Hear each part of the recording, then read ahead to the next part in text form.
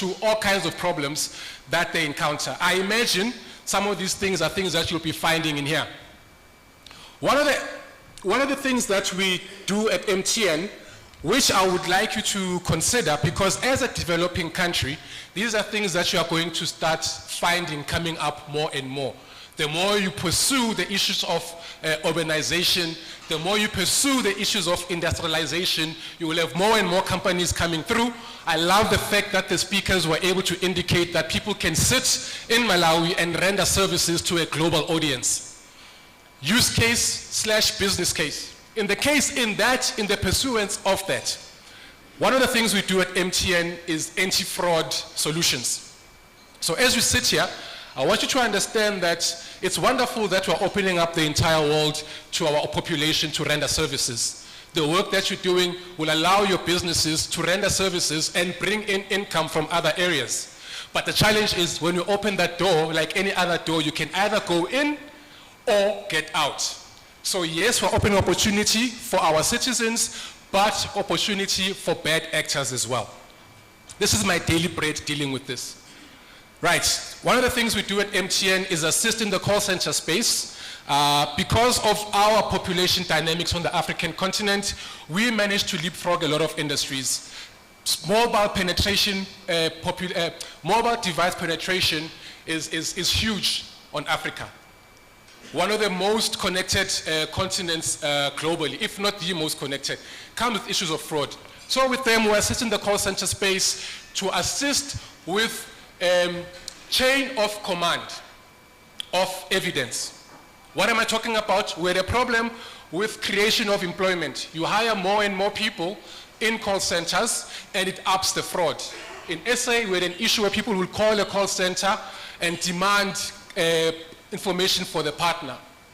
I, as Loyiso, could call, example, MTN and say, I am so-and-so, I want my wife's, what do you call it now? English bundles are failing me. Call log, thank you so much, sir. I want my wife's call log. That is not allowed. It should not happen, because what am I doing with this information? I'm sure you've seen in the news, some of you might have seen in the news, we've had officers and detectives killed because people at a telco were illegally accessing location data and other data and feeding that to bad actors in the country. Drug dealers, syndicates, we've had people pass away. We had a lady pass away who was investigating corruption in health. I think her name was Advocate Popita. Unfortunately, she was killed. And when you look at the investigation, you can see outside her house, she's standing there, a vehicle starts approaching. So they were tracking it from multiple cameras from other streets away. As they approached where this lady was, the cameras went off. Now, what cameras am I talking about? Home cameras. So there's a lot of cameras that we have in Joburg, Vumatel, where they'll sit at the corner and they record what is happening. They have some AI, some intelligence into it. So they looked at that and they realized that when this act was about to take place, the cameras went off. Now, part of my presentation today will be showing you some of these technologies, what we are dealing with. Now, everything that I'll be showing you is based on these environments. In the case of the second one, FIC is the Financial Intelligence Center. As you know, South Africa was grey listed not so long ago. We are well on our way to getting off that grey list, thanks to the amazing work that the FIC is doing. I cannot go into too much detail around what we do for the FIC. Suffice it to say, it's around classification of data and providing intelligence. KZN Growth Fund, full services. Right, so between the Dube Trade Port, KZN Growth Fund, even the telco, our biggest university, UNISA, I think it's the biggest university on the continent. In some of those areas we provide 24/7 services. This is what you'll be dealing with. As you urbanize, as you digitize, this is what is going to be happening. As you industrialize, there's a need for 24/7 services. And this is constant monitoring and reacting to bad actors. What do I mean? In this particular instance, South Africa hosted the BRICS Summit about 2 months ago. Just before the delegates arrived, the number of attacks we experienced at Dube Trade Port was incredible. So these are things that are happening right now. One of the things that we do quite a lot of when there's going to be this type of events, when there's going to be VIPs and delegates, you might want to come in and search for listening devices, recording devices. I know we have the military here, so the issue of secrecy is quite important. One of the things that's become quite popular is proactively going up front and monitoring environments. And then we do that for the likes of the Gauteng government, some of the cities that we work with, as well as some of our regulators. Regulators are very critical because they're important people that are subject to social engineering techniques and attacks. So unless we recognize that we have different types of people that are under threat, we are going to struggle. Another business case on the extreme right, Chrome Tech, we've responded to men in the middle attacks. One of the speakers spoke about this earlier.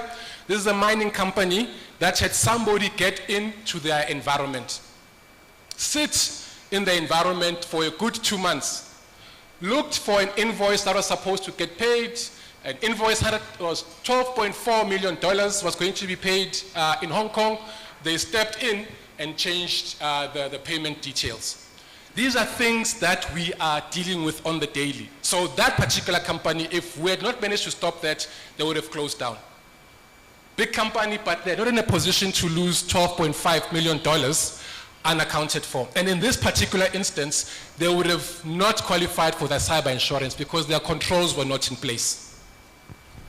This is the world that we live in. Another good one, in the case of the university at UNISA, I won't focus on the technology, I'll focus on the people element. In the case of UNISA, we need to do constant monitoring of the environment. 300,000 students, you can imagine how it gets during registration or looking for marks. You can understand how important it is. We don't want people going in and changing people's marks. This particular university was in the news around brand issues. They were saying that they are issuing fake qualifications. These are the things that they are looking at. So the issue was not one of cyber security. It was one of reputation. It was one of attracting future students, so protecting their business. It was one of uplifting their brand. They did all of that by leveraging information security. Everybody that you see here, why we've managed to get them and keep them as customers is because you marry cybersecurity to the goals of the entity, the business, or the country. And I love it here because we are marrying technology with Malawi Vision 2063.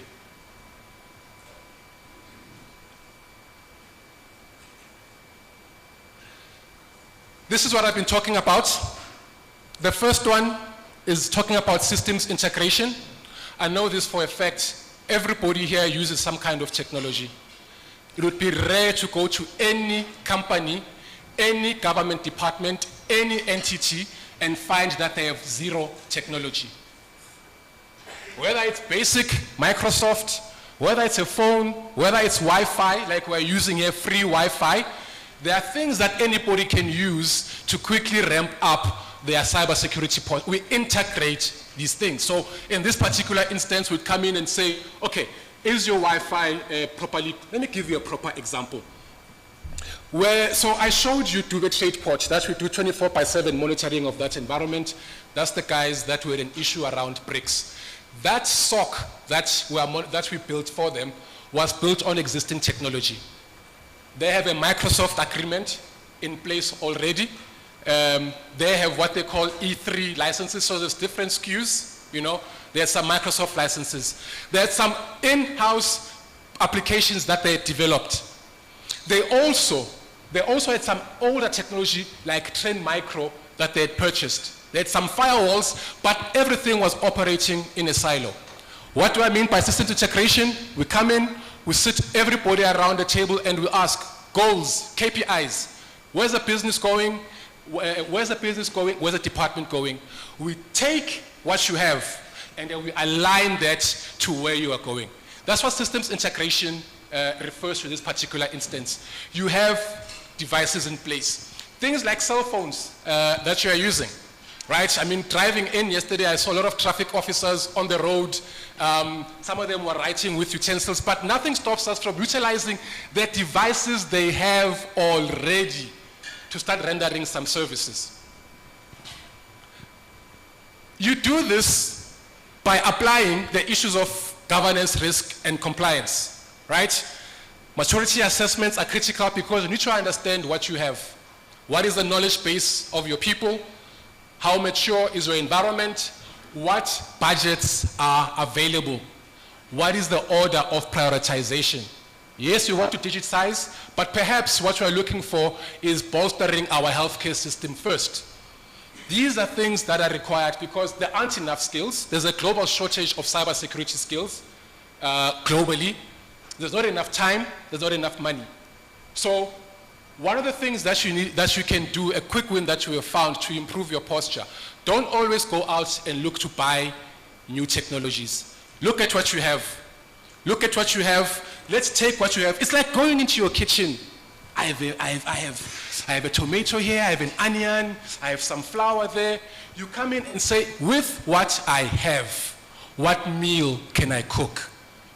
That's what we are looking for. And you've done a lot of investments. Nothing that we do, oh, by the way, critical here. The advantage is that these things are already built into the industry, right? We rely on industry standards, frameworks, and policies. In the case of fintech, one of the speakers mentioned fintech area earlier, we might need to be considering PCI, something we're helping a lot of fintech companies in South Africa, PCI compliance. Medical space, we look at things like HIPAA. In every single area, you have to provide training of people. You can have all the tools. If they're not properly implemented, you are going to struggle. It's like having a house with alarms, coming from South Africa, estate, alarm, security guards, burglar gate, some people, guns, and all of that. You can have all those things, but if you don't lock your door and switch on your alarm, it's pointless. That's where the human element comes in. And I'll mention this. One of the reasons why we found so much success is because we understand our people, we understand the culture. Culture is important. If you are not going to take your citizens along on this journey, they are going to react in a way that is not the most conducive to the goals we want. May I have the next slide, please?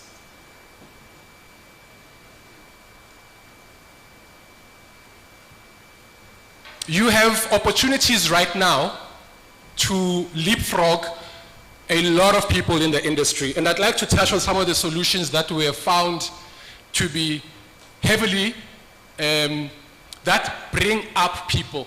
These are solutions that take people from different educational backgrounds because we can't leave anybody behind. We can't only focus on people with degrees. We have to take everybody along. So I'll take some time to take you through some of the interesting technologies that we are finding in the industry that are pushing people quite along and allowing them to train up. So what I'm getting into now is to tell you some of the things that I would like you to be aware are out in the industry and that people are using. I said my life is cool. This is what I'm talking about. Colleagues, the days of being anonymous are basically over. I want everybody to understand that, right? So for whether it's border management, whether it's military, whether it's intelligence, police, there are offerings like this that are starting to come more and more popular. What I want to focus on here is the fact that I'm using my red pointer. I'm on this left screen. In fact, I'll do it on both sides. This point here remotely locates targets virtually anywhere in the world. Rapid results without relying on local service providers. Do you understand what that means, colleagues? I mean, I've seen this stuff in action, right? I don't need to know where you are. We need very little information, and this is what is being provided out in the market. I know the DG is here. I know we have some very big VIPs here. When I mentioned social engineering earlier, they're the type of people that are targeted for these type of things, right? So whether, and the most painful part is you don't know when you've been hit, because we can Go in, look, and remove all tracks to indicate that we were there. I spoke about chain of command earlier for stuff we're doing at MTN as an example. Yes, there are solutions that allow us to do things like that, but guys, I'm really struggling here. Can I get the next slide, please, after the notebook? Colleagues, work with me. I'll just have to issue instructions verbally. The next slide, please. Facial recognition has become a huge thing. Somebody touched on smart security solutions, smarter cities. One of the things that we've been doing is adding artificial intelligence to what we would call things that we know already. So whether somebody's wearing a hat, somebody's wearing glasses, you want to be able to pick them up and understand who they are and what they're doing. Why would you want to do this? Maybe at the airport, stadium, where there's going to be a large concentration of people and you are looking for specific people. So you put it in areas where there's going to be a large concentration. There might be events where you want to make sure that you increase the level of security. So in that particular instance, you will put in alerts of people you do not want to be there. What we're using this for, we're doing a proof of concept, we're about to close it, one of the retail outlets, they have pictures when you walk into the door of banned people. Maybe they stole before or they were problematic, but there's a picture. They rely on the security guard to remember these people. We're putting this in and it's making a massive difference. We have a huge problem of ATM bombings, cash in transit heists, and people getting robbed outside shops. So shopping centers and shopping malls are putting this in to recognize problematic people and give early warnings to security. The nice thing about this is also able to pick up this person is walking too slowly, because when you walk at a certain pace. Based on your height, based on who you are, you walk at a certain pace. This is my natural cadence. But if I start walking like this, and I've been there 2-3 hours, I start picking up that somebody is loitering, this is not normal. Please pay attention. May I have the next slide, please? I'm going to start moving a bit quickly. This is fantastic. The days of being anonymous online are over. We have an issue where we had in July 2 years ago in South Africa, we had massive riots, warehouses getting looted, massive damage. A lot of that was coordinated on social media, but even more of it was discussed on Telegram, Signal, WhatsApp. Now I need to alert you, a lot of us think those platforms, Signal, Telegram, are very secure, and then we start thinking we can have all kinds of discussions and do all kinds of things there. Those days are over. We are fully monitoring well. The possibility to monitor those is alive and kicking, and it is happening, and it's been used to capture quite a few people. Please research Gulam, Goolam, was pushing propaganda in South Africa, pushing for riots, just pushing misinformation. He's been identified, they know who he is, where he works, he's been profiled. Couldn't believe that it was done because he was using multiple devices. We are able to do this because there are databases that are out there that exist. So you are not safe on Telegram, you are not safe on Signal, you are not safe on WhatsApp, you are not safe on social media. The next slide, please. This is quite clear. The ability to stop your cell phone signal, whether it's SMS, whether it's the 2G signal, to cut 3G, 4G, and 5G services. Why would you want to do this? Maybe you want to set up an area a secure area that people can't communicate in. Maybe you're investigating someone. I'll give you a nice use case here.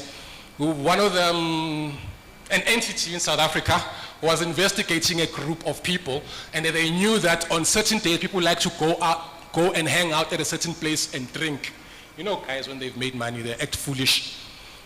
There was a requirement to understand what are they talking about, who are they talking to, and what are they doing. In that instance, the signal 3G, 4G was killed. forcing them to use 2G, so you could only use SMS and phone. The nice thing with SMS, you can manipulate the information. It's not like WhatsApp where you go in and it says encrypted, blah, blah, blah.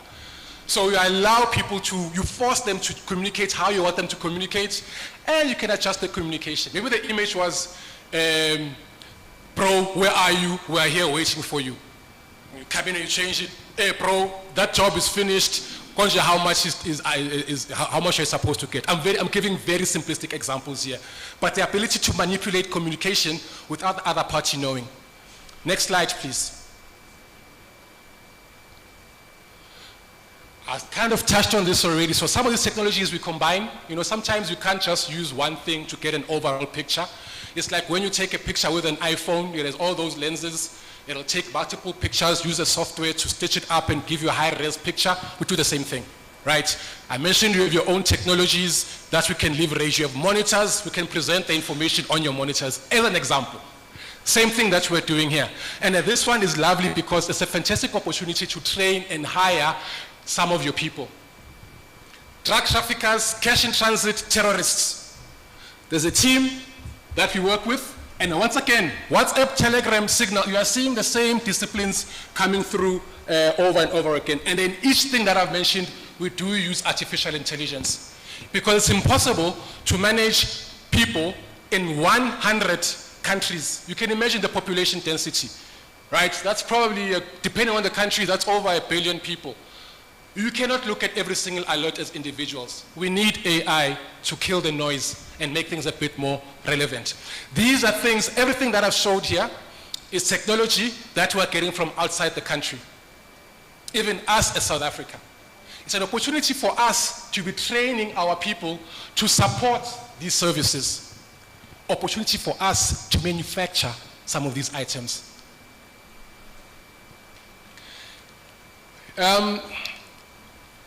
I mean, this one is quite clear. There's nothing we can't open. I'm using a car as an example, but building, vault, I don't need your key. I don't need you there. We don't need your biometrics, right? We can go in, we can disarm it. Opportunity for training once again. Because this is technology, the gap becomes in the person running the technology and how they behave themselves around the targets that they want. Next one, please. As a country, with OpenAI, Grok, all these large language models that are being used by AI companies to scrape and farm data.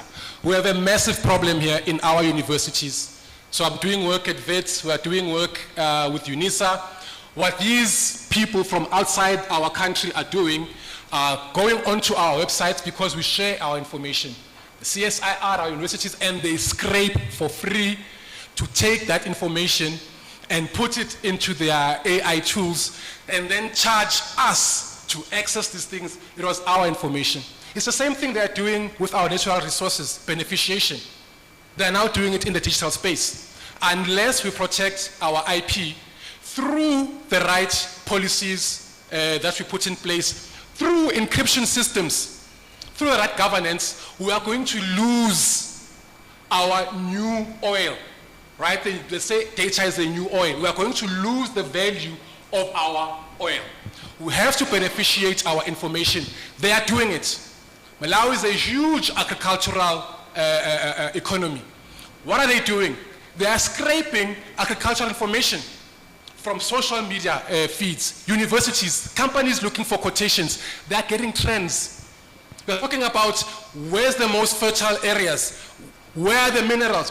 That's why they are doing it. Yes, they are selling it, but they are giving it to their government as well. And we are volunteering this information by using WhatsApp.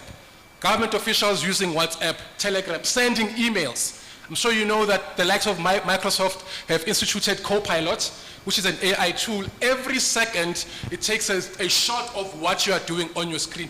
Where is the privacy? How can the president, how can the head of national intelligence use a laptop with Microsoft and not be worried when the people's technology that we're using are taking snapshots every second of what we're doing? We need our own software, hardware. We need our own tools, otherwise we are dead and buried. Next slide, please. Now, I've given you some stuff around crime fighting, military. However, there are things that we want to protect. This is the opportunity now for other areas of business, whether it's petroleum, telcos, many industries. May I play this video? It's a 2-minute video, then I'm going to wrap up. Oh, just pause, please. This is one of the products that we provide. Don't focus on the name of the product. Look at the use case, because as I say once again, this uses fiber. There's a lady called Portia here. She's gone. Portia has been invited by Malawi. She's doing a community outreach project somewhere. She supplies transceivers, hardware components. She supplies transceivers that connect to fiber. This uses basic fiber. What I'm going to show you now uses basic fiber, uses off-the-shelf available technologies. What is the formula? It's the chef combining the different elements to give you a workable solution. Colleagues, let's play the video, please.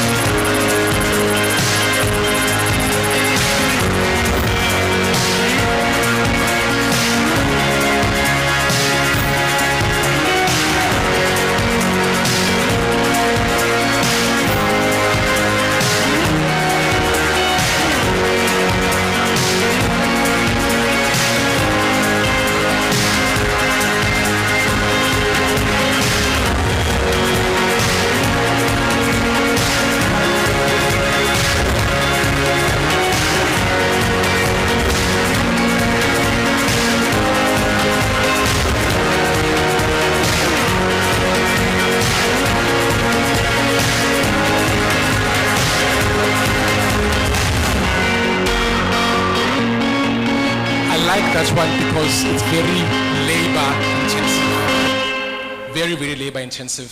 I love what we do, but I'll be honest, the line of work that we're in is discriminatory. It requires people that have opportunities to have gone to school and learned quite a bit. Oh, just one back. Okay, well, never fine. What I showed previously allows this. This is Malawi's picture from 2022 from the US Census Bureau. I've covered some of the three elements from Malawi Vision 2063. Agricultural productivity and commercialization, you have a lot of land. God has blessed you. That's an area that you can focus on. I won't claim to be able to offer much guidance in there. Besides, once you've got the information, let's secure it. My issue, industrialization and urbanization. Industrialization means your businesses can start rendering, your people here can start rendering services to people outside the country. Bring money into Malawi, right? Foreign direct investment. Apple is killing us. Netflix is killing us. They're taking our money outside the country.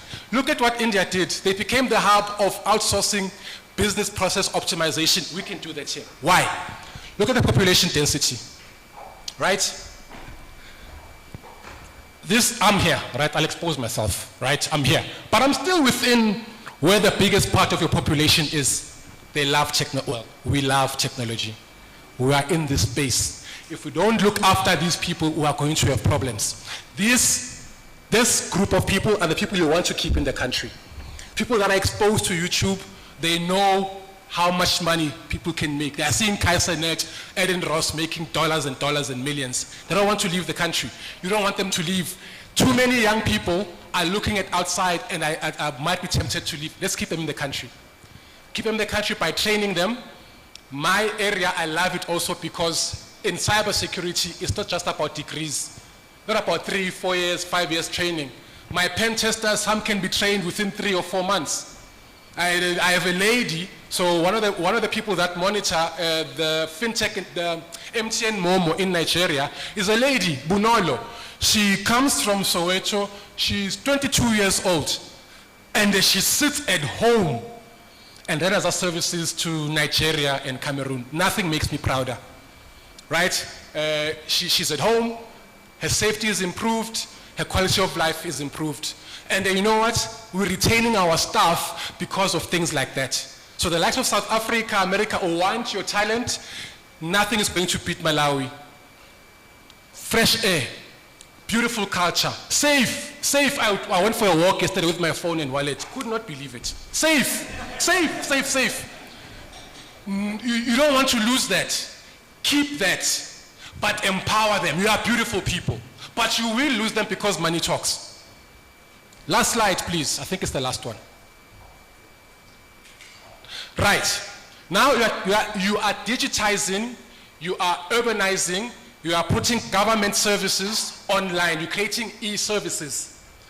This is what we've learned in South Africa, right? So in some areas, we're a little bit ahead in some areas, but the advantage is we've learned. You know, when you are bleeding edge, you learn some painful lessons.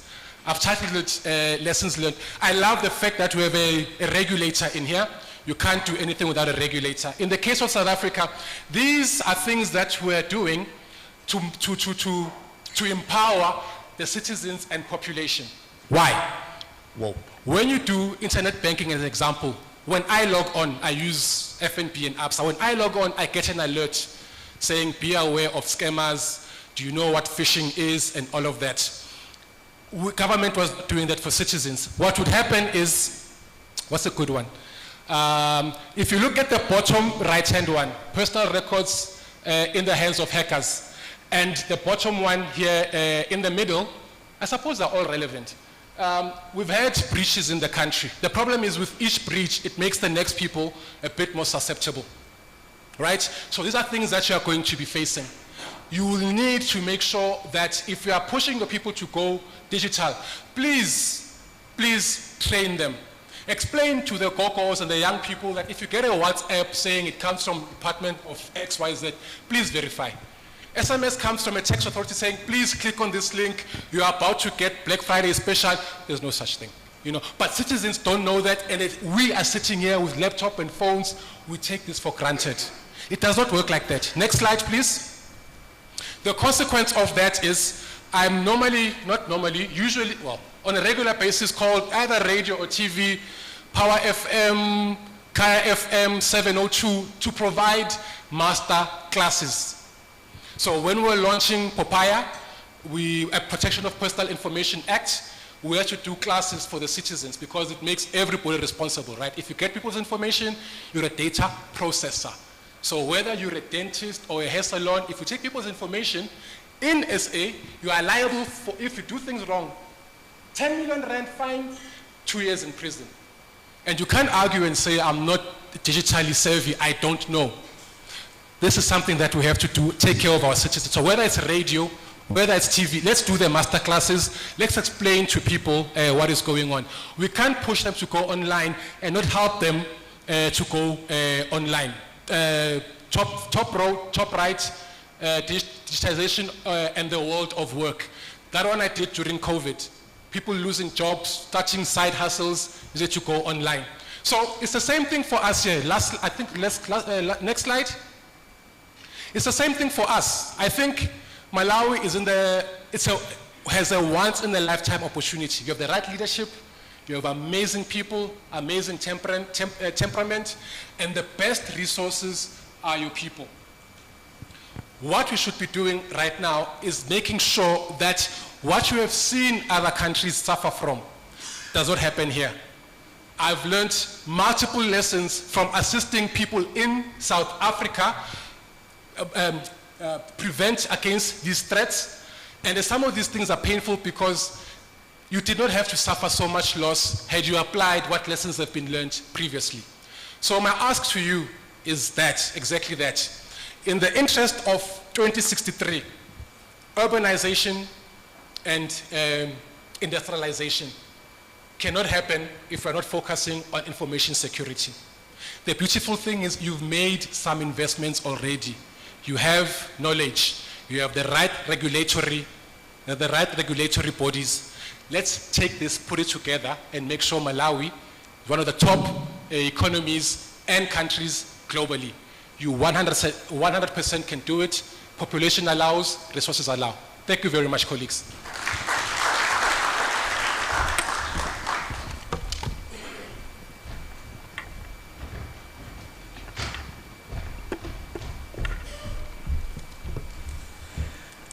You mean that energy could allow just for that muffled hand clapping?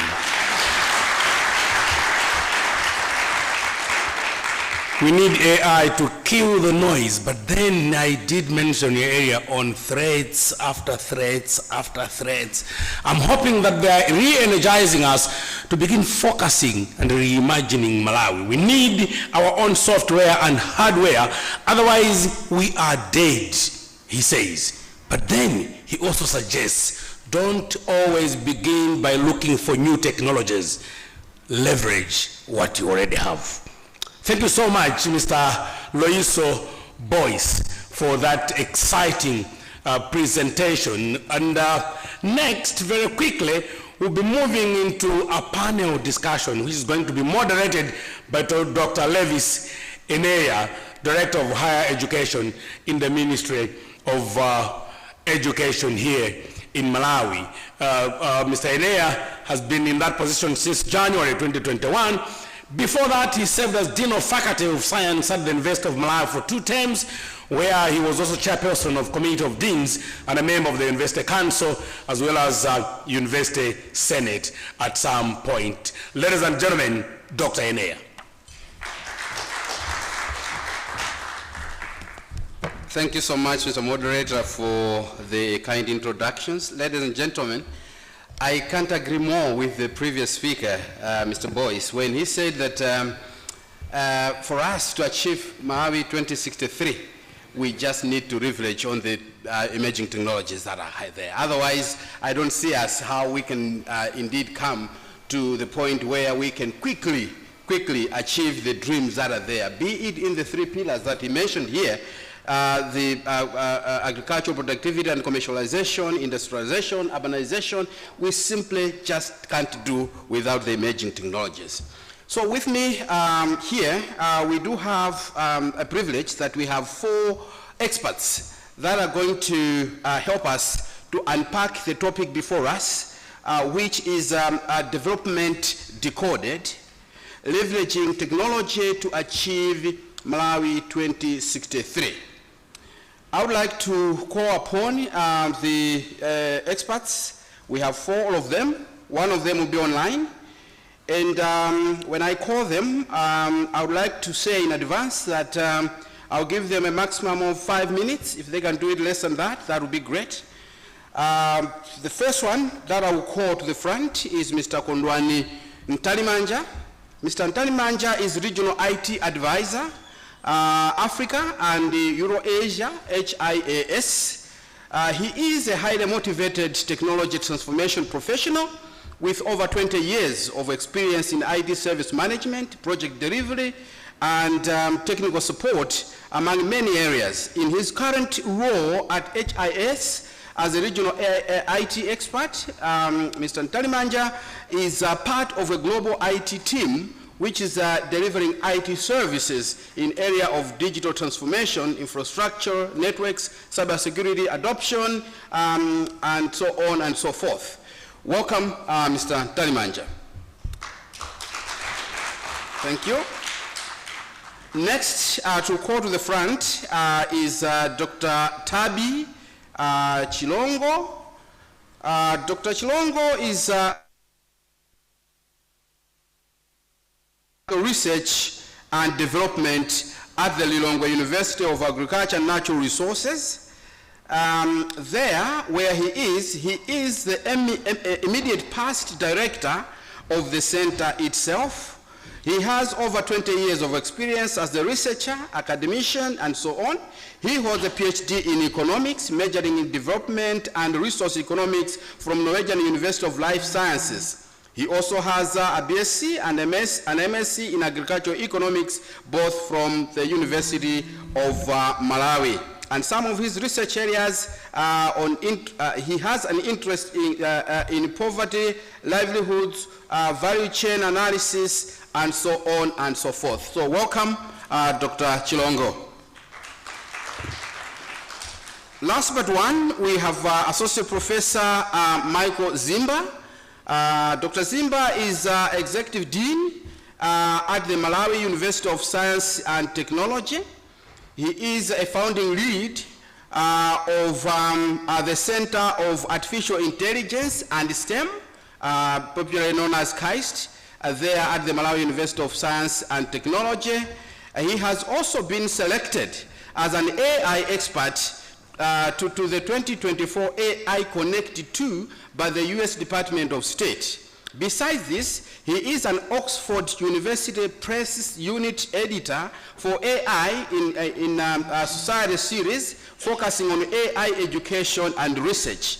He is a Cambridge University Press area editor for data and policy journal focusing on technologies and analytics. Welcome, Associate Professor Dr. Zimba. Ladies and gentlemen, last but not least, and participating virtually, is Ms. Flores Love Nkosi. I don't know if we can see her. Has she joined the coordinators? Okay, I'll read her biography. Ms. Flores Love Nkosi, she is an expert, and she's quite experienced in a number of areas, and her experience spans over a decade in cybersecurity, digital forensics, and information system auditing, and so on and so forth. And additionally, she is a certified ethical hacker. Do you love that?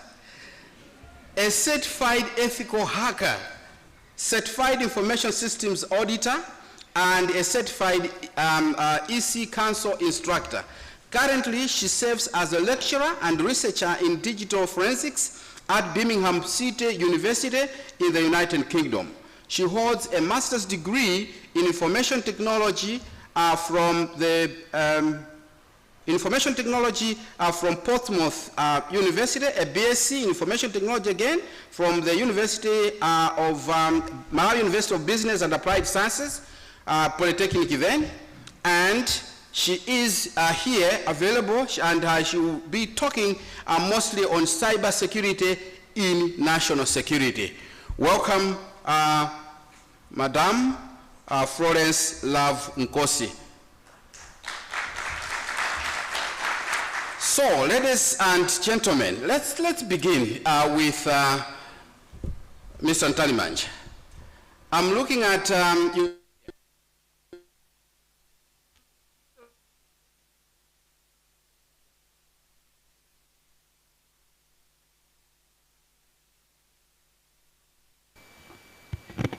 What are the ideas that could come into play to ensure that the role of technology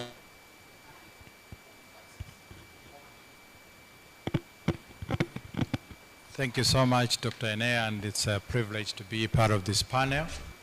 I know there are so many people that I would have been in this particular position, but that I'm here, I would like to share some of the experiences that I feel will become very useful as we foster to deliver what I often call Malawi 2063 project. And I am a technology and project management professional. And everything that I do, I look at it in the lens of technology, but as well I look at it in the lens of a project. So when I look at Malawi 2063, to me, the thing that quickly comes to mind is that it's a project. And because it's a project, we all have to be mindful that it's got time. And the good thing is it's already spelled in the strategy. There's 2063, which means there is a target in terms of time. But there are also cost elements that will be involved for us to be able to get to that place. But most importantly, and I think why we are all talking about it, is that when it's all done, we want to be able to create value. And for us to be able to create value, what are some of the elements that I feel technology will play a critical role? And in my experience as a technological profession, the last 20 years, I feel one of the biggest aspects, and I think it has been mentioned in some of the presentations that have been shared so far, is we need to harness the element of digital literacy. Why am I particularly interested into harnessing the importance of digital literacy? It's because when you look at the definition by itself, you're looking at being able to understand but also use digital to be able to make meaningful decisions in life. And Malawi 2063, it is an activity we need to do so we can have meaningful activities in our lives. And if we do not harness the importance of digital literacy, we land into so many problems that I think most of the presenters have already shared so far. We've heard about issues about e-safety because technology is coming in. And I'm sure as we implement Malawi 2063, there is going to be a lot of technology that's going to be involved. As a country and as a people, we need to be able to understand that it is important that we work with everyone. We need to make sure that as we implement, those that are in the forefront are digital illiterate. Those that need to play a role, our rural masses, are digital illiterate. And that is a journey that we need to walk, because if we don't walk that journey, then you have a people that are given a digital tool that they don't understand, they use it wrongly, and when they use it wrongly, then we fail to deliver 2063. But also, when you look at digital literacy, there are elements of us creating information, because as we become digital illiterate, then we create more and more information. For us to be able to follow some of the projects that will allow us to achieve Malawi 2063, we need to be able to provide information to our people. If our people are not aware of what is happening, then they create their own information. And when they create their own information, then they disseminate that information, and that information, at the end of the day, is going to deter the delivery of of Malawi 2063, because then you have everything being said about Project X or Activity Y. If you look at the Malawi 2063, we're talking about agriculture commercialization, we're talking about industrialization. How much are we making our farmers digitally literate so that they can be able to harness some of the technologies that will come their way?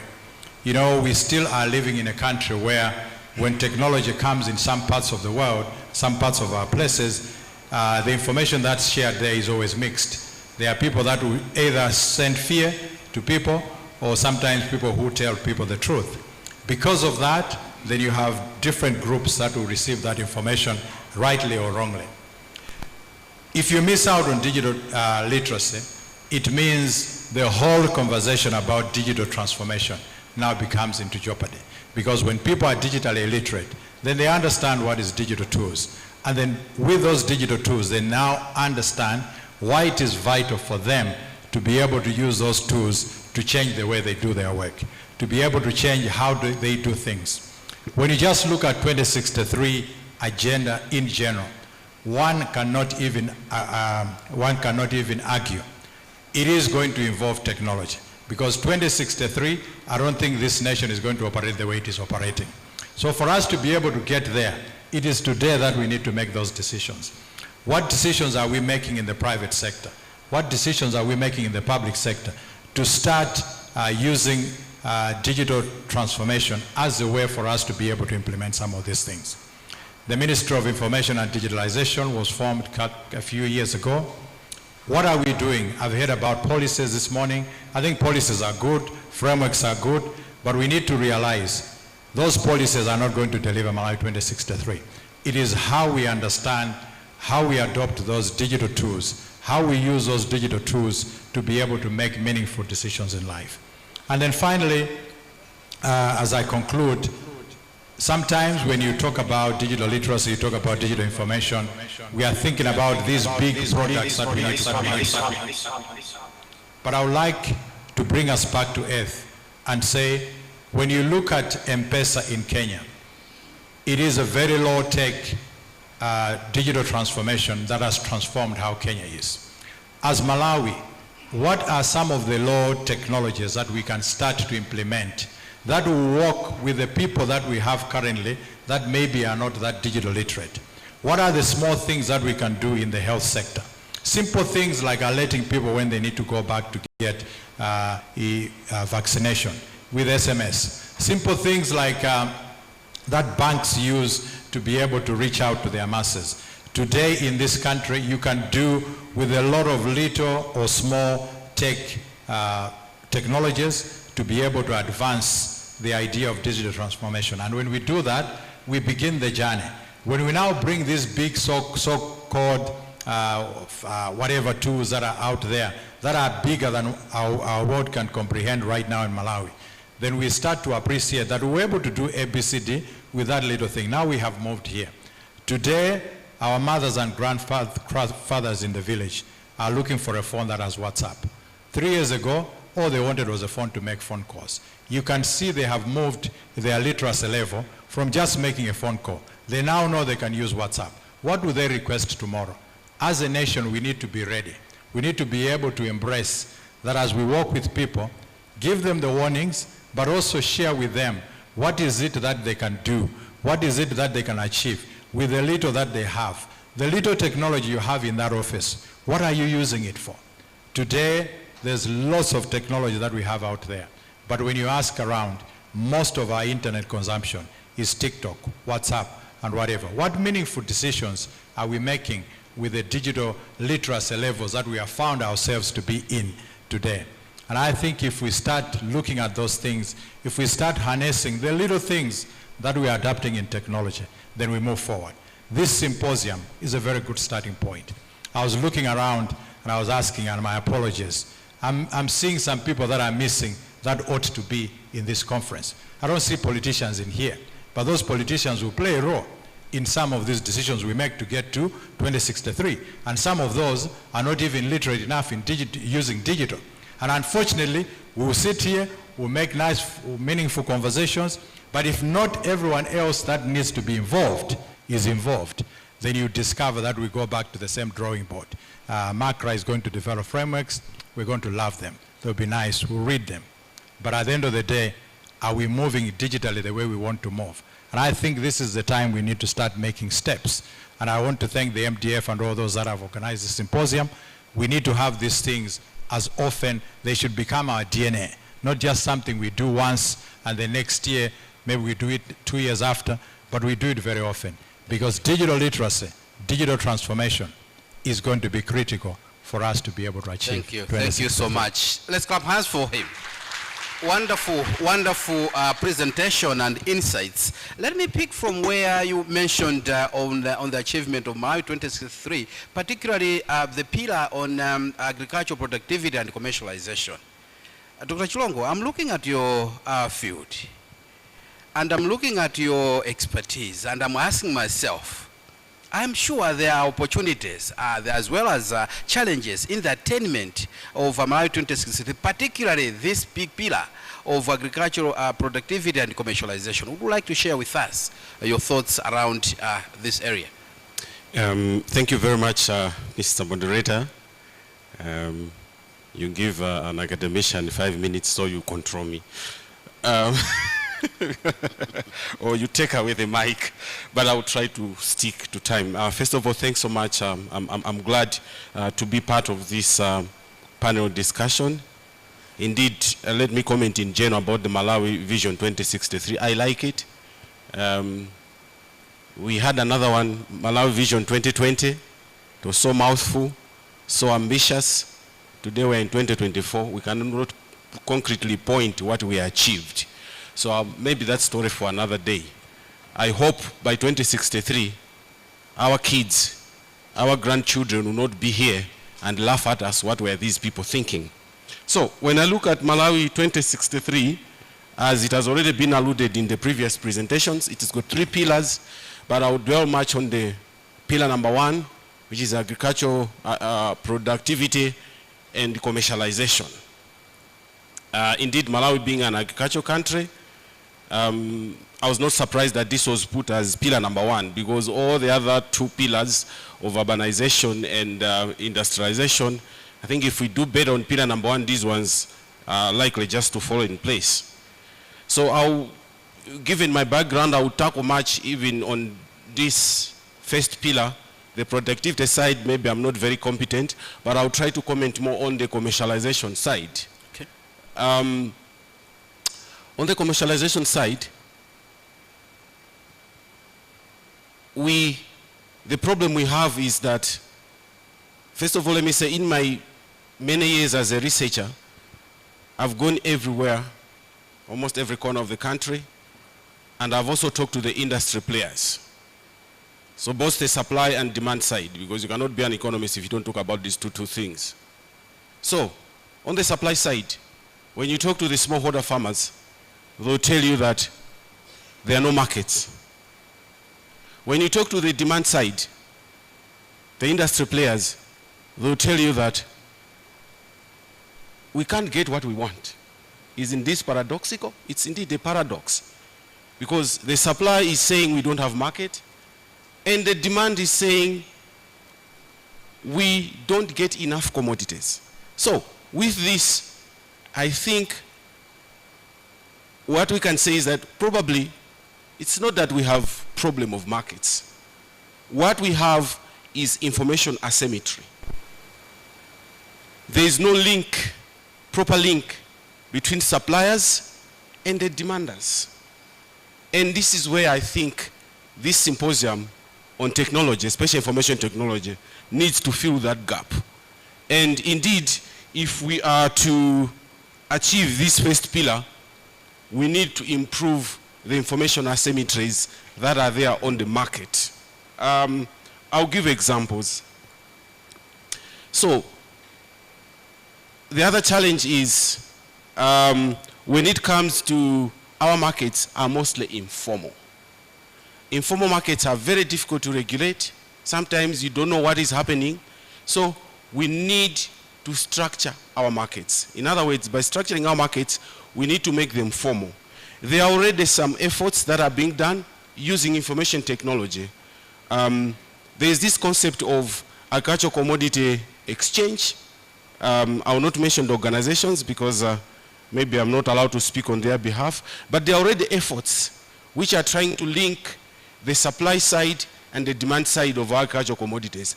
This to me is one of the panaceas of achieving this first pillar of making our agriculture commercialized. So there is a high penetration of both internet and cell phones. You'll be surprised that there are a lot of farmers now that are using cell phones to access price information, to access buyer information. So we can leverage on this, make sure this is very much available, but also increasing access to finance.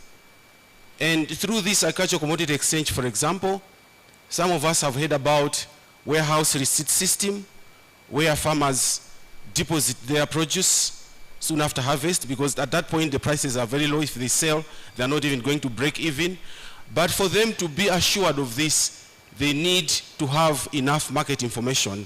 And there are now a lot of platforms that most of these organizations that are promoting agricultural commodity exchange are using to make sure that the farmers, especially the smallholder farmers, they are assured that once they store their produce, they keep on accessing this information, and later on they'll make informed decisions. But you know, this warehouse receipt system is also being used as a collateral for them to get loans.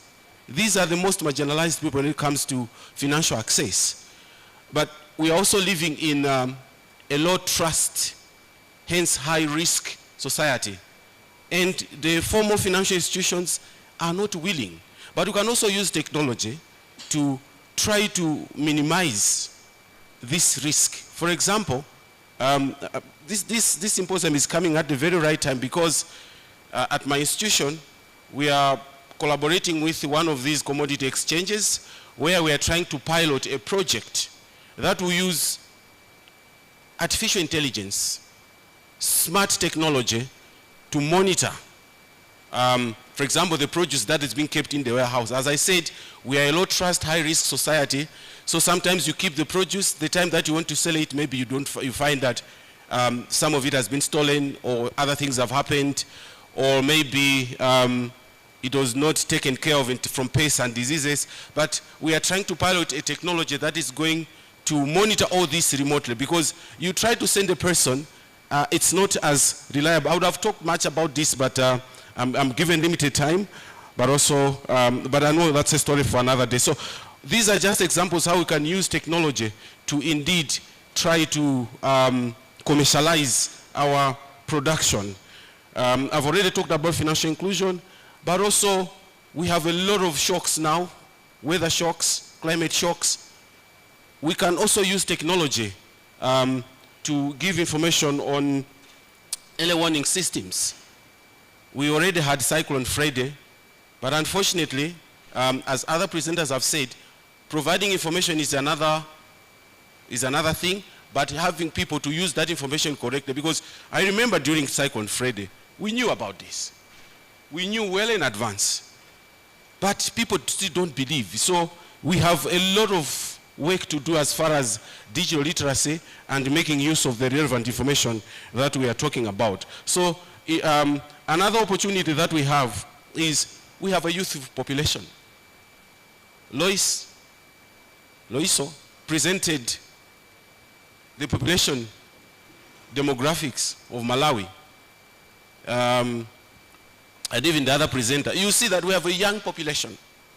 We have a very young population. So this is both a challenge and an opportunity, but let's take it as an opportunity. In other forums, we have always discussed that, we are talking about 2063. The population that matters most, all of us matter most, but the population that matters most is the youth. But the challenge is the youth don't find agriculture attractive. So we can leverage on technology to make it, because fortunately the youth, if I might craft a word, are tech-philic. They like technology. Why don't we use that to make agriculture attractive to them by coming up with these technologies? So another, maybe let me talk now in brief, is... if you can be concluding after okay, let me conclude. So let me go on the challenges. On the challenges, we have high startup costs, but also we have poor access to relevant technology. I agree with Loiso's presentation that most of these technology that we're using, it's copy and paste. It's high time we customized it to our own settings, because really, as you said, there's a threat. We're just copying technology from Microsoft. One day, Trump will just say, I don't want my technology to move outside the borders of USA. We have got skills gap, low literacy levels, but also low digital literacy. We have poor supporting infrastructure, power problems, all these, cybercrime, poor connectivity. But maybe what really matters most, or what really concerns me most, I'm concluding, Mr. Moderator, is the fact that most of these projects, even the ones that I'm talking that we are collaborating with a partner, we are so much donor dependent. So there's no sustainability. I'm not sure who has funded this symposium. I hope we're using our own funds. Because if we are using this, if we are relying this symposium on donor funds, how sustainable is it going to be? So, in my conclusion, I already warned you, Mr. Moderator, that I could talk and talk. In my conclusion is that there are a lot of both opportunities and challenges, but my last take-home message is there's no free lunch. We have to invest. And really, I agree with my previous panelists that I wish politicians were here, because we need to invest heavily. We don't have to have a budget that has got honest little on development. Let's use the donor man as seed man and have our own development budget. All these things that we're talking about, we need to invest heavily. And as Malawians, we should stop. That's why I wanted to talk this to politicians. We should stop only planning for 5 years. We have 2063. We need to plan beyond elections. We have to plan, so we have to invest and know that it takes time for some of these investments to bear fruits. There will always be, of course, low-hanging fruits, but we have to stop this habit of only thinking about the next 5 years and thinking about the votes. Mr. Moderator, that's where I stop. Thank you so much. Let's put our hands together for Dr. Chilongo. Ladies and gentlemen, from morning until now, I think the language that is around this house is the leveraging of the technologies in order for us to achieve Malawi 2063. And the issue of the role of AI, artificial intelligence, in data analytics, in promoting national security, cyber security, and indeed in sustainable development has been very ably tackled, and we are all convinced, I'm sure, by now. But then my question is, there seemed to me to be still a way to go for Malawi. What will it take for us in Malawi to meaningfully leverage such technologies in order for us to realize the dream that we have? So I would like to call upon Prof. here, Azimba. Would you like to share with us your thoughts? Thank you, moderator. I'm glad that this morning the talk was around AI. Yes. And that preempted quite a lot of what I was going to talk about. But maybe before I speak about these emerging technologies, how many of us here are below 20 years of age? Then, Mr. Moderator, we are too old for emerging technologies. And the owners of 2063 are not here. We can't keep up to pace with the emerging technologies. I will also cite about the incident that happened a few months ago, where key personnel were attacked using walkie-talkies or pagers. Did we hear about that? So you could target the president of Malawi using his phone. That's possible. All right. You can have an army of soldiers around him. As long as he uses his phone, it's vulnerable. I will also highlight an opportunity that we're missing. We have 2 targets in Malawi, strategically positioned. Why do we need police officers with cameras on the road? Because there's a definite time a car can pass from one toll road to another toll gate. If anyone who is overspeeding, you can actually tell by the time it is getting through the toll gate it was overspeeding. And you know their registration number, every car is ably registered, you can even trust their account, you can just send the bill to them and they'll square it. The reason I'm highlighting these things is that for us to leverage technology, we need to do things unusual than what we are doing right now. We have to be very aggressive in our approach. Loiso mentioned about there's no privacy or anonymity around any person right now. What he also might have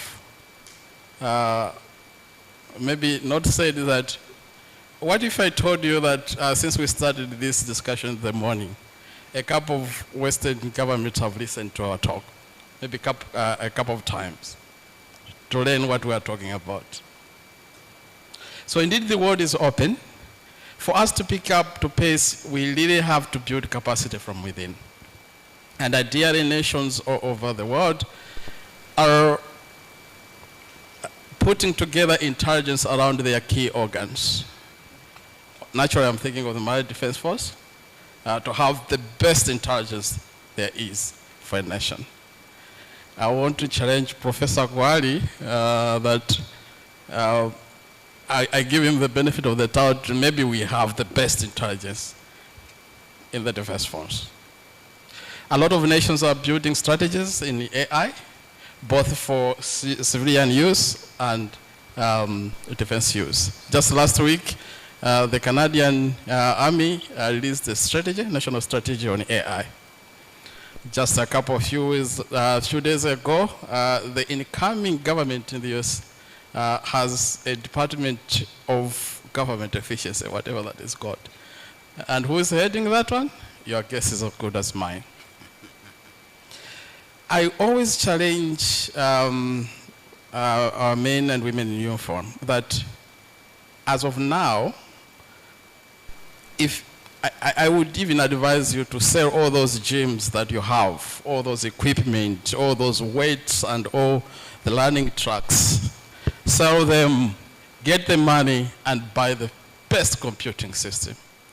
Because the wars that are coming will not be won by a physically massive person. The smartest ones will win them. And you don't have to be on the track to win those. So what can what will take Malawi to do that? The first thing is, congratulations to Professor Kwale.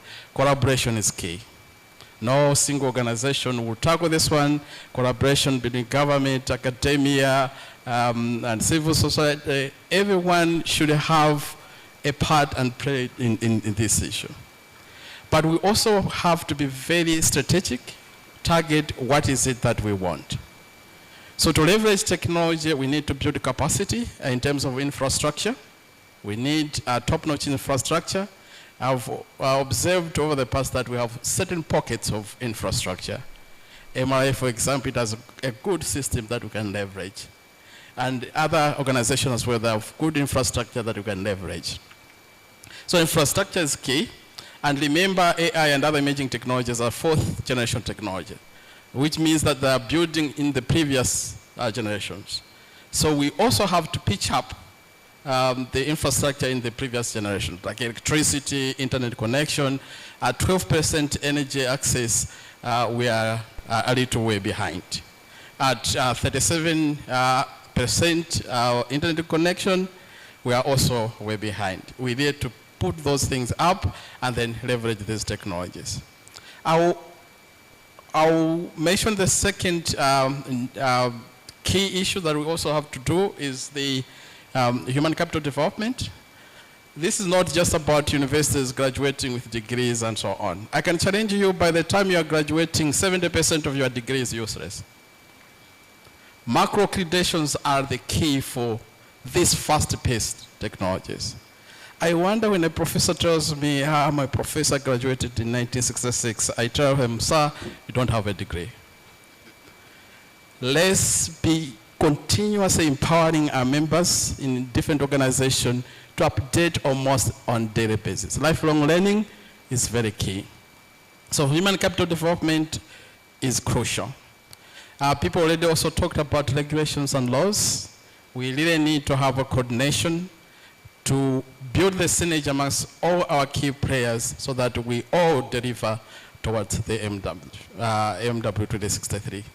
I don't want to overshoot my time, but ladies and gentlemen, this is a very key and strategic moment for Malawi to review and re-strategize how we are proceeding. If we don't leverage technology, then forget about 2063. Exactly. Thank you so much. Let's put our hands together for the prof here. Indeed, we can do all this, ladies and gentlemen, but without national security, certainly things will be amiss. I would therefore like to call upon the certified ethical hacker, Madam Florence Nkosi, to share with us your thoughts on what does cybersecurity, what role does cybersecurity play in national security?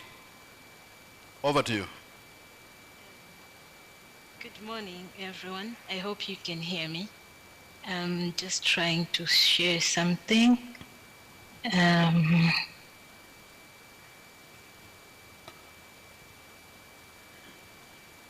We can hear you. Please proceed.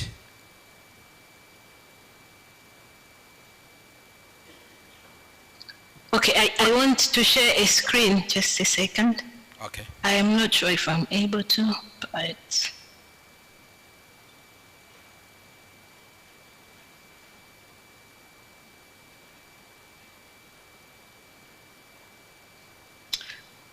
Thanks for having me. I'll try to be brief, but because I'm not physically with you, I sort of put together something so you can look at it as well as I'm talking through that. So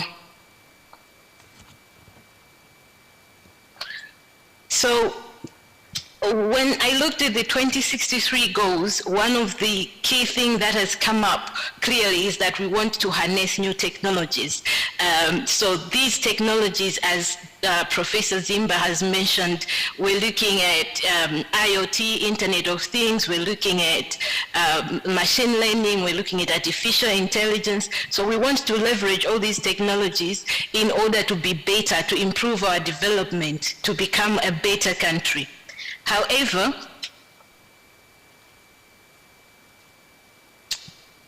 There is a threat. You know, when we're leveraging technology, there's the number of threats that can target us. And I looked at the 3 key pillars of 2063: commercialization, agriculture commercialization, industrialization, and then urbanization. But if you look at us leveraging technology in these 3 key pillars, we're faced with a number of cyber threats. Such as denial of service attacks. This is where attackers will stop you from accessing your own system. We also have ransomware, where they will like take your system and ask for money.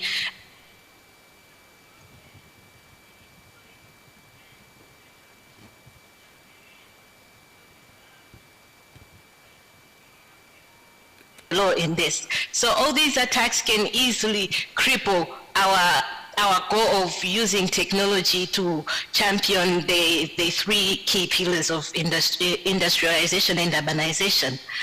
So now when I sort of developed an illustration to say, you know, cybersecurity now is encompassing. For us to achieve these 3 pillars and leverage technology, we need to implement cybersecurity. Now, when you look at cybersecurity, you would, as Loiso said, you'd look at it as locking your doors. So imagine you have a house with important items in there, your IT infrastructure, your IT systems. You want to make sure that they're secured from unauthorized users. So how are we going to do this?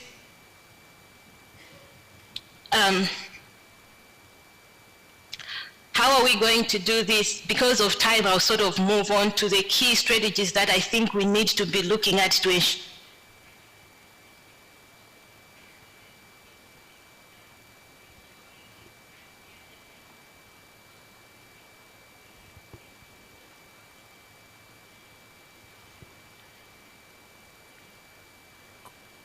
Could technical experts help us with the volume?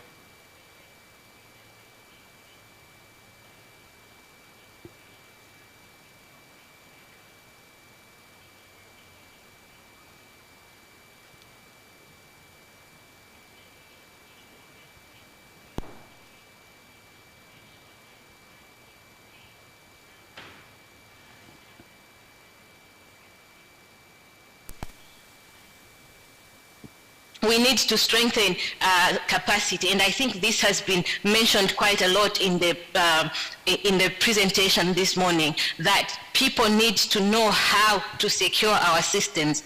If the systems are under attack, how do we respond to that? So I feel like it's important for us to train professionals. They should be adequately trained. But moving on from that, we need to start this from the ground. So we need to incorporate cybersecurity and cyber hygiene in our curriculum, allowing students as they're going through their primary school education, secondary school education, they need to know what is cybersecurity, how do they stay safe. This is also a way of informing the public. You know, when kids learn something in school, they'll go on and tell their parents, oh, we learned this about staying safe online, as a way teaching their parents as well. So we need to build cybersecurity capacity from the ground going upwards. And then enhancing public-private partnership, so there should be a sharing of information. How are other people securing their systems?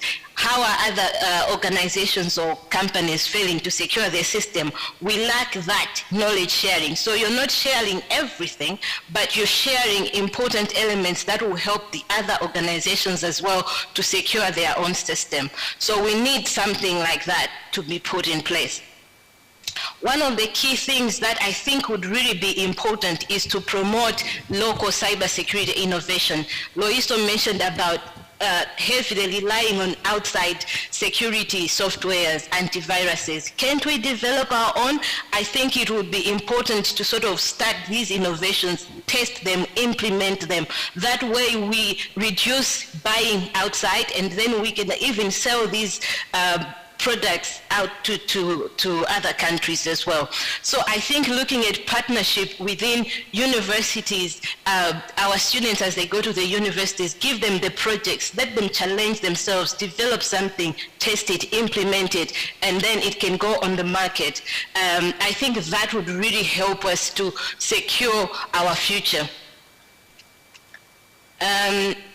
Now, just to conclude on what I wanted to say is that when we're looking at 2063 as a vision, as something we want to achieve, we need to prioritize cybersecurity.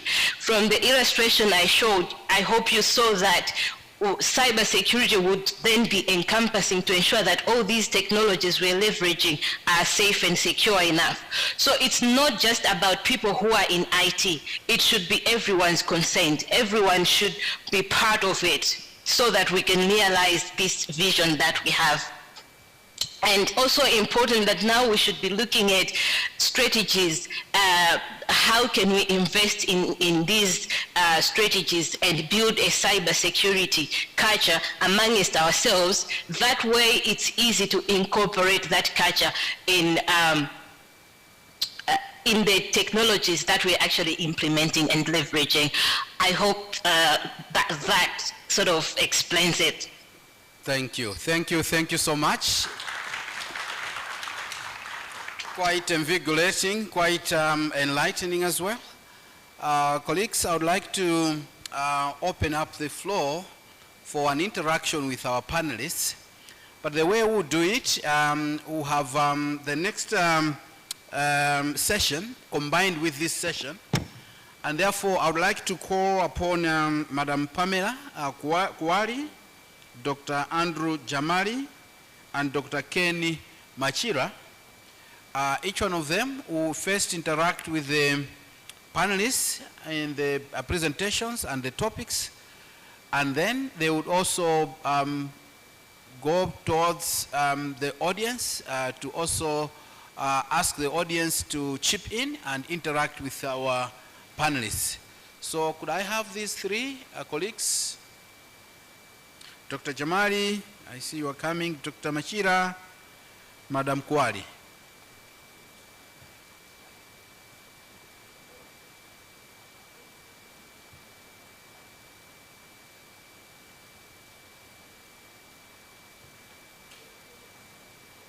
So one can stand there, another one in the middle, and at the end.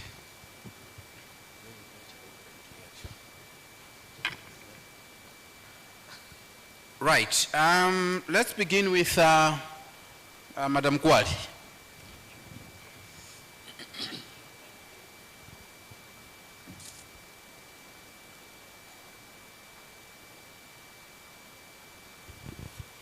Thank you so much, moderator.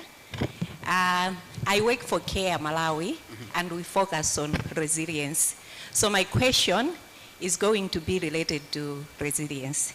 So in her presentation, Dr. Siwande, she identified climate change as one of the key threats facing humanity. And in this case, facing Malawi, because there is an intersectionality between countries that are poor, like Malawi, and their vulnerability to climate change. And I don't need to talk a lot about that. Recently, we have seen how we have suffered from the cyclones. In our work, we have noted that we have a lot of communities that are facing a protracted crisis, droughts, floods, and these have not been able to recover because it's been going on year after year. I would like to argue that they are no longer emergencies because it's something that we anticipate. So, if we look at Malawi 2063, resilience is a cross-cutting issue. It affects agriculture, it affects industrialization, it affects urbanization.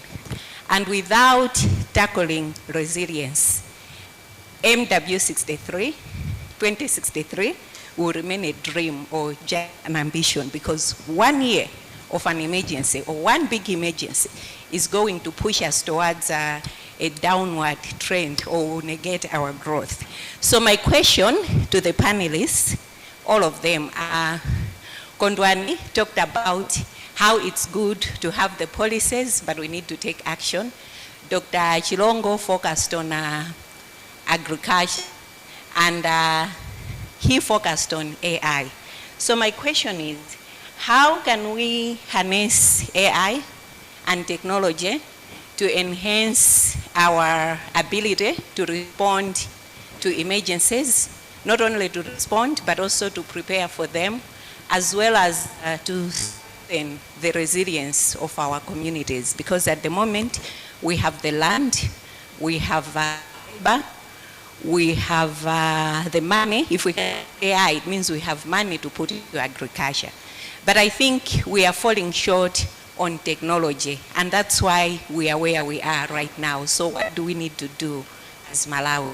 So the question is both to the panelists, but also to the audience. Thank you. Thank you. Thank you so much. Let's keep that question, panelists, but also the audience. You have a chance to chip in. Let me go to Dr. Jamali. Right, thank you very much, colleagues. And I think this is quite an exciting space that we have to talk about these issues to do with technologies, security, and development. I come from National Planning Commission, and I speak Vision Malawi 2063.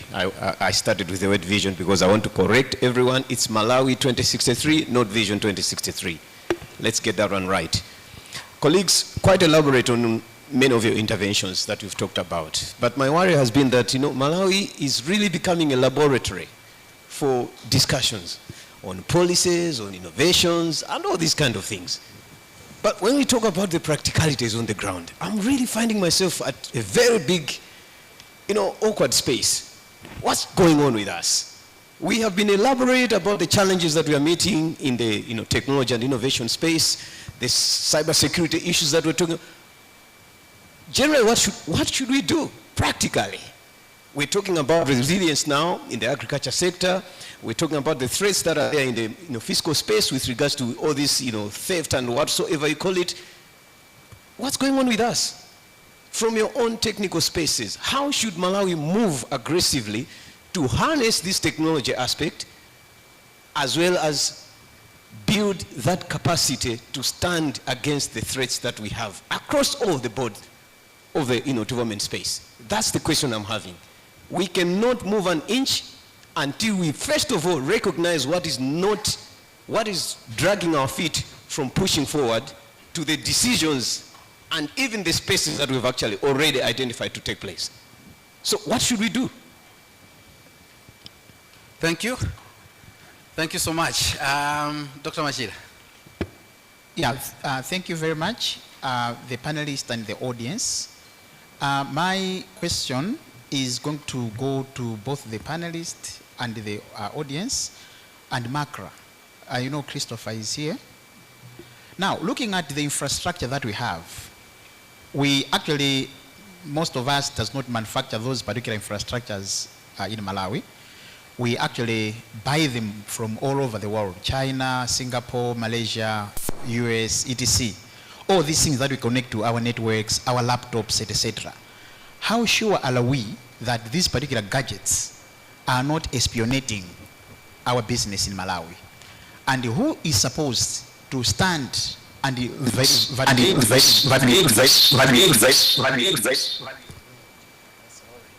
is supposed to actually check that these particular gadgets are not taking our government or national secrets out there? The presenter from South Africa pointed it out that Microsoft is able to pick whatever we are doing almost in a second and send it back to them. How sure are we that our smartphones are not doing the same? Are we safe? Looking at the current situation, 39% of Malawians are the ones that are using internet to that particular level. 60% are not using. What can we do as a country so that these 60% people cannot be left behind? We actually understand that the data itself is very much expensive to motivate people so that they can use the technology. Makra, are you going to suggest anything to make sure that everyone is using data extensively well so that it can promote per-use facility of these particular gadgets to make Malawi more literate in as far as using the digital divide is concerned? Let me pause there. Thank you, Dr. Machila. Quite big question there. Are we safe? Before I let the panelists try to respond, I would like to let the audience also make their interventions as a way of response, or indeed even new questions. So let me see hands up for those that would like to comment, and the three colleagues standing will share their mics so that you can make your intervention.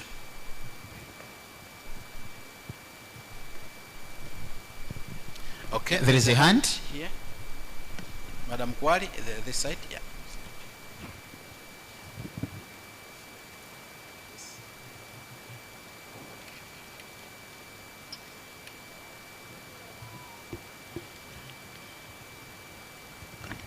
Oh, I was putting up my hand to indicate that I wanted to make a comment. Sorry? Okay, so can he start giving his comment? All right, let her start, and then she will come in. He will come in. Oh, yeah. Okay, I was happy to let him go ahead. I could come after him if it's fine? Yeah. Okay. Thank you very much. My name is Mrs. Mvundula, and my comment is to, I think, to everybody sat through and listened to a number of presentations. There are a number of things of concern. We're continuing to talk about the digital transformation through to 2063. And basically the elements that we're focusing on or trying to focus on are the fourth industrial revolution, okay? You've had the first, second, third was around computers and the internet. Now we're talking about the fourth, which is the Internet of Things, AI, and so on. The thing is, how much of the earlier levels have we transcended successfully as a country, okay? And in terms of the capacity to develop within that space, the capacity to utilize. I noted some points were being raised about not being, people using, I think somebody mentioned somewhere, people using internet, WhatsApp and TikTok. I have no problem with people, with the population using WhatsApp, but I think it's important for them to learn how to use it for productive use. It's fine, chatting about it, but a lot of countries have moved their youth have moved forward, their populations are moving forward, using the same tools, but for productive use, for business, for commercial uses. Majority, in the early years, before when we started this mobile money, the one thing I really was crying for was to be able to pay for tomatoes and onions on the on the M1 using mobile money. We can do that today. So I go back a little way. So I was way back before even mobile phones. So that was a space I was in. So for me, it's really good to be able to see people be able to use the technology for commercial transactions. But there's a step further that we need to take in terms of building the capacity. So there's a capacity. I think there's a question about how many people are under 20 that are present here. Because what we're discussing here is for the populations that are under 20 going backwards. We're not planning for us. We are not going to be here in 2063. All of us, none of us here are going to really benefit from what we're planning. So we are planning, we need to plan beyond the capabilities of our mind. We need to set up a framework that is going to enable that growth. We need to set up a framework that's going to enable the capacity building from those that are below 20 going forward, because they are the beneficiaries of what we're discussing today. So what I'm seeing is we're having discussions, but we need an anchor to drive it. We're discussing the 2063 at different levels, but we need an anchor to take this element, particularly this digitalization element, to drive it. And part of it, as you said, somebody mentioned earlier, we don't always need to reinvent the wheel, right? Sometimes we forget that some of the things are really very basic, because right now we're talking 1.4 billion people in the population in Africa today, and a youthful population. It's great, but you know what? We're talking about 1.4 billion consumers. We're not driving this. It's our data that they harvest and they use to sell to us. So they're commercializing our data. But we don't know how to harness that, and we don't know how to use it. As we get innovation, even in the fourth industrial technology space, issues of intellectual property, we have innovators across the continent. But they innovate, and there's nobody to help them move forward in understanding what intellectual property means. What most people don't realize is when we're talking about intellectual property, that's what makes money. That's what makes money. I think one of the vehicle manufacturers, BMW, most of their money doesn't come from selling cars. It's from the IP of things that they have developed, like those LED lights that are on most cars. That came, I understand, from BMW or Audi or something. One of them, I think it's Audi. They develop these things. They don't make money from the cars anymore. They earn revenue from that. To see a way that we factor in the under 20s that we're talking about. Who is going to develop, who's going to design the electronics that we need for the Internet of Things? It's not just the software. And if they're not learning how to use those little wire cars and little radios, if they're not learning that lower down, they can't develop the bigger things going forward. And finally, we are all aware that Africa as a continent is where all the majority of the mineral resources are. Okay? And it's only because now we know what copper is for. I'm sure most of you heard about the mountain that collapsed in DRC just a couple of weeks ago, which just unearthed mountains of copper. Okay? And we've got minerals. We're sitting on huge resources of a very, very precious mineral. We're talking about this rutile, and everybody's like, rutile, what is rutile? What is it used for? We don't understand what the minerals, the stones that we're stepping on are used for. And as long as we don't understand, we can't innovate with them. Everybody else understands, and they know what is here, and they know what they're going to use it for, and they will innovate. They'll come and take it, they'll innovate, and then we'll buy from them. But it came from here. So my concern is that we need to have a drive to say, let's get practical, sit down and discuss in these fora. Issues of security, there was a comment made, who is listening? Everybody's listening. It's their job to listen. Okay? It's just we don't realize how important what we're discussing is. We don't recognize the value of our data. So we're like, I was just talking to this one. Oh, I just shared this. We don't recognize that it's because of even at our age, our sensitivity to and awareness of what is important to share and what is not important is really not very solid. So we share more information than we really should do. So my appeal would be to say, going forward, and the issues of cybersecurity critical, issues of just building capacity, the human capacity. This population, the 40 million that Dr. Elias Zulu mentioned, if they don't have the capacity, then there's nothing that we're going to be able to achieve. On just a final note, when If you can be concluding yes, on I'm that just one, concluding. so that we can get to the next speaker. Yes, I will do. Just very, very, very quickly, in terms of issues to do with, I work in the space sector, and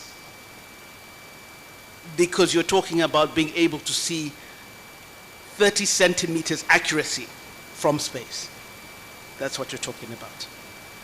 Thank you. Thank you. Thank you so much for that spirited contribution.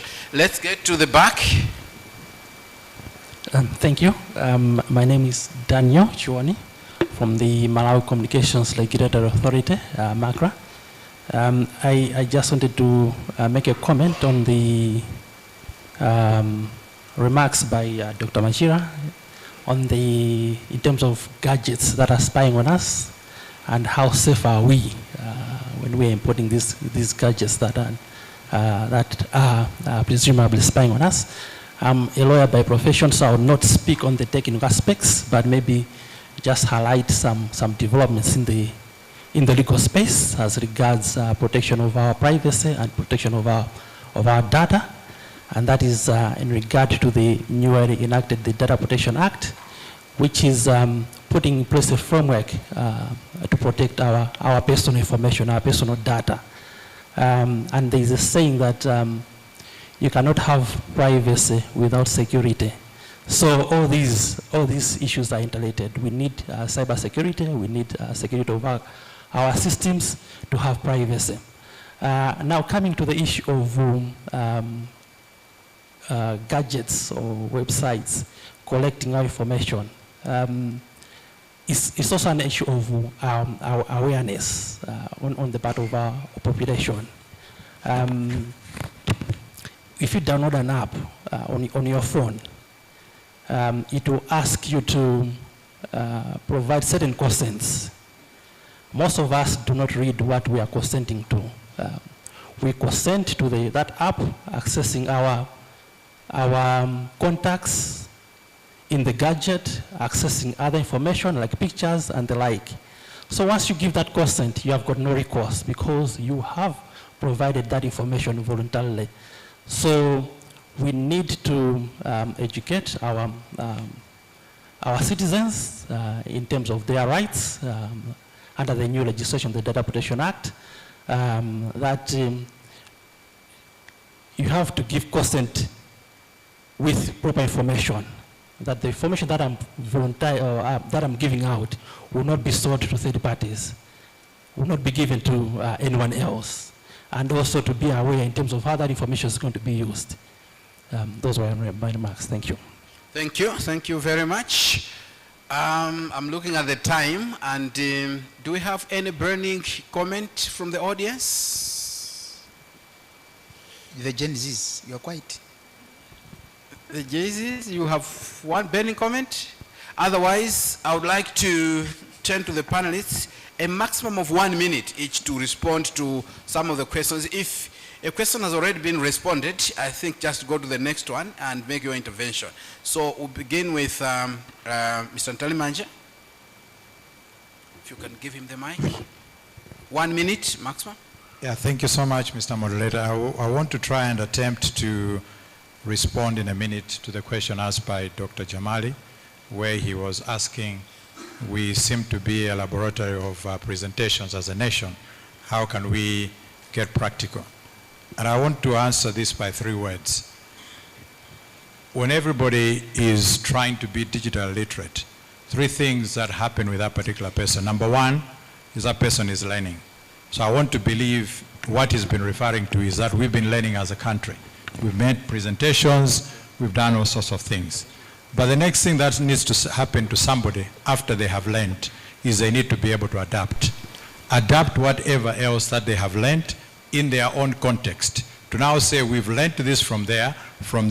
Now how do we adapt it in our own nation? And then finally, when you have adapted it to fit to the needs that you have as a country, there is the process of change that needs to happen. So I want to believe as a nation, we have learned enough. I think it's time we fine-tune our adaptation, but finally we now need to start to change. Everything else that we are talking here is we've heard there, we've done this, but we continue to stay on the position of learning. If we continue to learn, you learn, and then you learn. But if you don't adapt and don't change, Rachel Swande said, what's going to happen? What do? You lose. And that's what this nation is. So I just want to say, let's now start adapting and start changing. Because if we don't, presentations will continue. Thank you. Thank you, Mr. Ntalimanja. Dr. Chilongo? Yeah, thank you. I'll try also to be brief. I'm trying to respond to a question asked by Ms. Pamela Kwali. How do we harness AI to enhance our ability to respond to emergency and resilience? I think my response is simple. I like the fact that in Malawi 2063, whatever it is called, Dr. Jamali, it's just semantics. I still call it Vision 2063. In the Vision 2063, one of the enabling factors is human capacity development.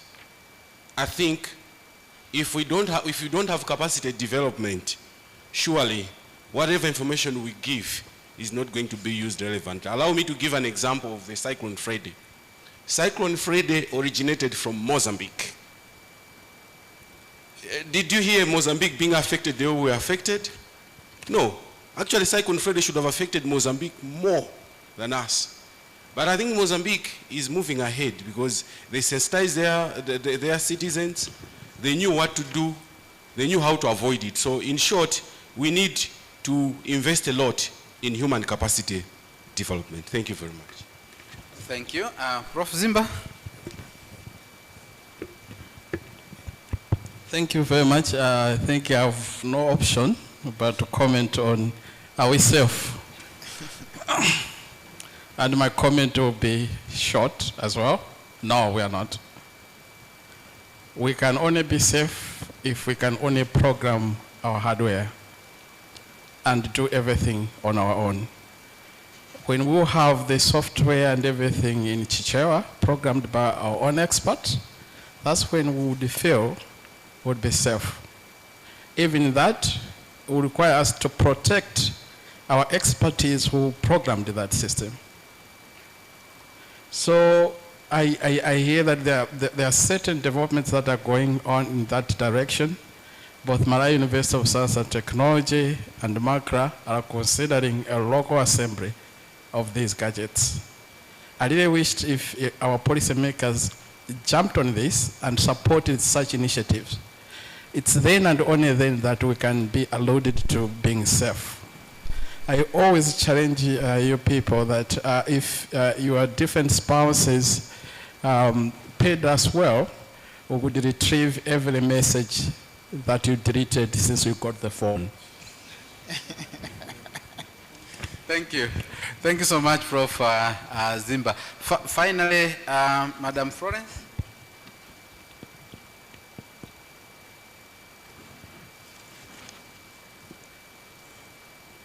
Are you still online, Madam? Madam Nkosi, are you still online? Well, perhaps we've lost Madam Nkosi in the process of concluding this panel discussion. So help me to thank the panelists once again, ladies and gentlemen. Quite a number of things have come out of this panel discussion, and I think we'll continue the discussions as we continue with our conference. But I just want to point out a few things that came repeatedly during the panel discussions here. Number one, the issue of digital skills. I think we all agree that we can't do without the digital skills. Capacity building has come up in many times, including we must skill up, we must reskill, but also Prof here has just highlighted the need for local assembly of gadgets. So that's part of the capacity that we need. Human capital development has also been highlighted here. Collaboration, including all stakeholders, including politicians, has come up. I'm sure Prof. Kwali, next time I'm sure we'll see that the stakeholders beyond this group will be there, including the youth, who have also been quite highlighted here. I was actually quite keen to see hands up when Prof asked how many in here are below 20. And indeed, when there was no hand up, we could all feel that I think something there is wrong. So therefore, going forward, we need indeed to involve the youth. They need to be here because, as Madame there has said, these are the anchors of the vision. These are the anchors of the technologies that we are actually working on. The issue of partnerships has also been highlighted. We cannot do it now. We need to partner through and through. And I liked, Madame here, you were quite very emphatic on the presentation when you said that we must get practical. Let's get practical and let's use these technologies for productive and commercial use. and not just to use them for sending messages and so on. Involving the youth always, who are the anchor of our vision. Thank you very much once again for this panel discussion. May God bless you. Over to you, Mr. Master of Ceremonies. I think we can dismiss you. A round of applause for Dr. Levis Enea. Thank you so very much, Ms. Nkosi, Mr. Kondwani Mtalemanja, Dr. Michael Zimba. Before you leave, just stand there and Ms. Kuwali, please, if you can join them upstage. And of course,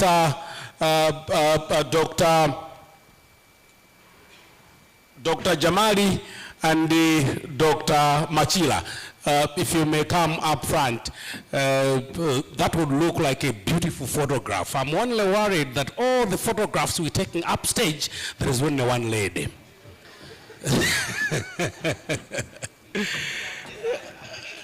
We probably need some AI magic to multiply Miss Kwali.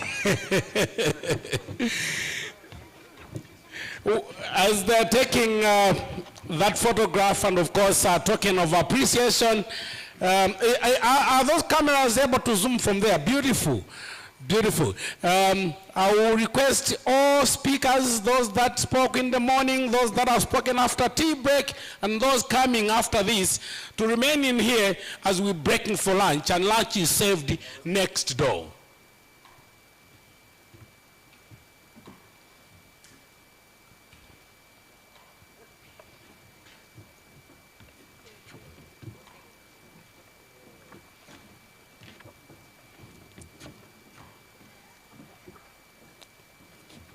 Beautiful.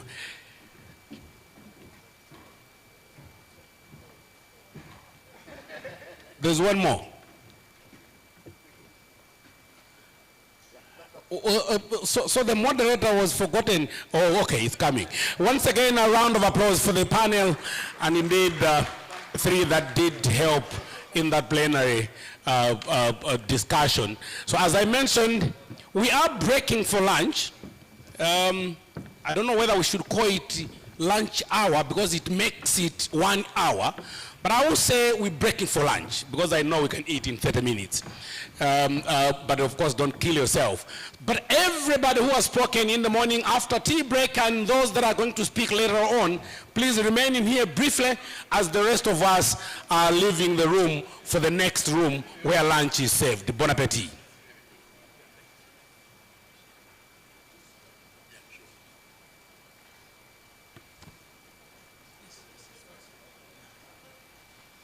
So we can leave our staff in here. It's quite safe. It's going to be long.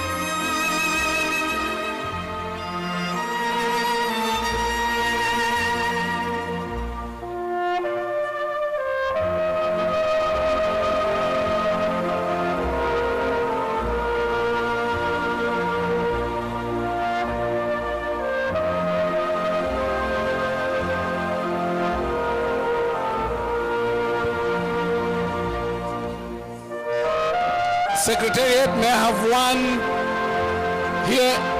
Secretariat?